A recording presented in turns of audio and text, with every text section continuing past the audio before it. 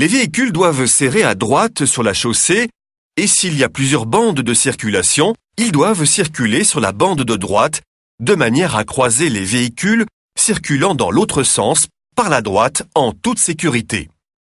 Si la chaussée est trop étroite, vous pouvez emprunter l'accotement de plain-pied. La partie de la voie publique située au-delà de cette ligne est réservée à l'arrêt et au stationnement. Vous ne pouvez donc pas l'emprunter pour croiser d'autres véhicules. Vous ne pouvez pas non plus emprunter la piste cyclable, contrairement à la bande cyclable suggérée comme vous voyez ici, ou à l'accotement que vous pouvez emprunter. Parfois, la chaussée devient plus étroite. Vous savez déjà qu'un rétrécissement de la chaussée peut être indiqué par l'un de ces signaux de danger. S'il n'y a pas de panneau qui règle la priorité, le conducteur qui rencontre l'obstacle de son côté de la chaussée doit céder le passage. Mais la priorité peut aussi être déterminée par des panneaux de signalisation. Le conducteur qui voit ce panneau doit céder le passage. L'autre conducteur voit alors à sa droite ce panneau bleu qui lui indique qu'il a priorité. Il peut donc traverser le rétrécissement en premier. Vous rencontrerez sur certaines chaussées ce panneau de signalisation qui indique que c'est une voie à sens unique. Vous n'y croiserez donc pas d'autres voitures.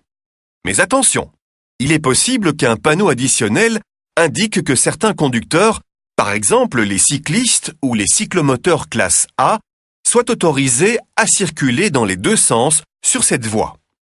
Si vous circulez sur une voie à sens unique, vous devez normalement aussi rouler à droite, sauf s'il s'agit d'une exception, comme nous expliquons dans une autre leçon. Voici un sujet que nous traiterons plus en détail dans une leçon suivante, mais il est important de comprendre dès maintenant la différence entre ces deux panneaux. Le premier est un panneau d'indication qui indique donc que cette voie est à sens unique. Le deuxième est un panneau d'obligation qui vous contraint à suivre la direction indiquée par la flèche. Ne vous laissez pas piéger lors de l'examen. Vous devez également croiser les véhicules sur rail par la droite.